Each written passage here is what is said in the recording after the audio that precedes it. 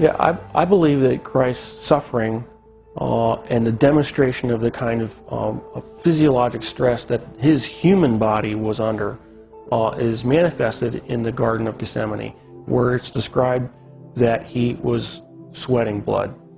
And there is a well-documented medical condition in which patients who are under tremendous amount of emotional stress and physiological stress can in fact sweat blood, because little blood vessels within the glands burst and then the blood is expressed. The scourge involved the use of a short whip with pieces of typically metal, sometimes bone, sometimes pieces of porcelain wrapped in these leather straps, which is then utilized to come across typically the back, the shoulders, the legs of the victim. The first few passes across a particular body part would tear through the skin, the fat, but eventually, once the outer layers were torn away, it would start getting in the muscle and the tendon. And of course, along the way, you're ripping through all the blood vessels that supply all those tissues. And so you're losing blood the whole time.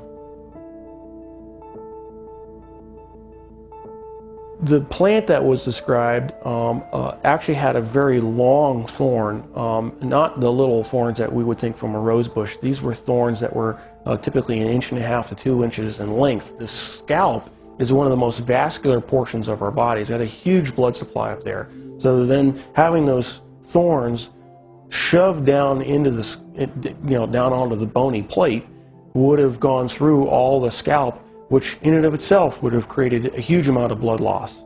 I've seen people actually bleed to death from just a scalp injury.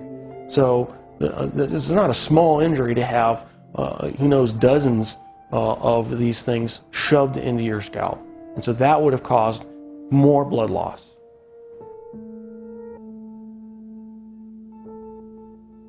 Typically, when a victim has to carry the cross, what has been described in the literature, in actual Roman literature, is they describe they carry the crossbar, and the crossbar is estimated alone was estimated to weigh about 110 pounds. And of course, if your arms are stuck out here, wrapped up on the crossbar, and you fall down, you need help getting up. You just can't get up on your own, because there's no possible way without your arms to get up. So he would have needed help getting up. If he fell over, there's a good chance that he could have hit his chest, which then could account for the possibility of a cardiac injury.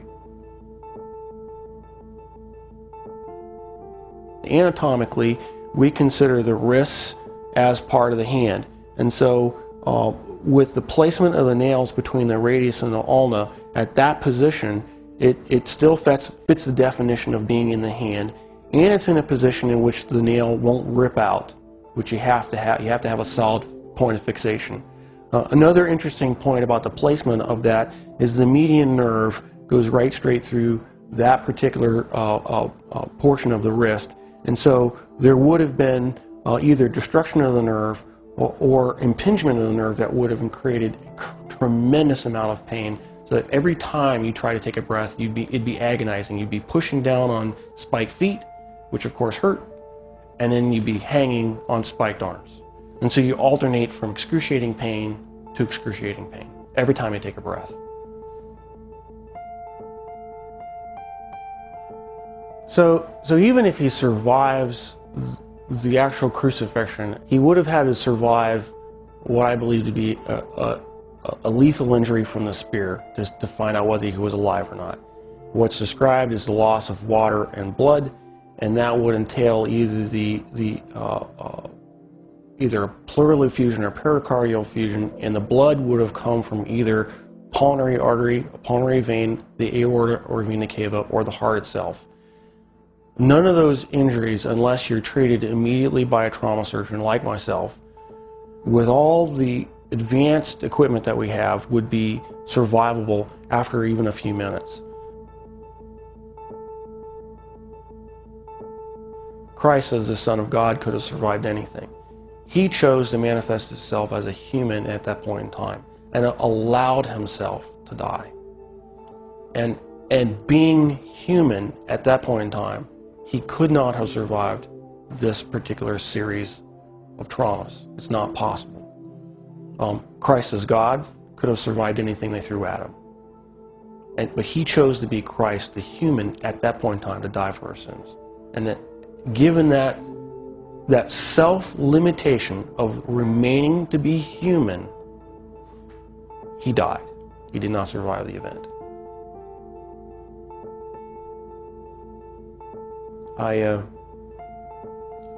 I'm profoundly impacted by it.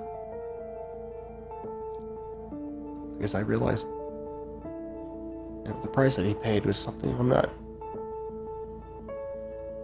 I would never be willing to do for probably anybody. It's very difficult for me to even sing songs about the cross, even in worship. Because I truly do understand what he paid, the price that he paid.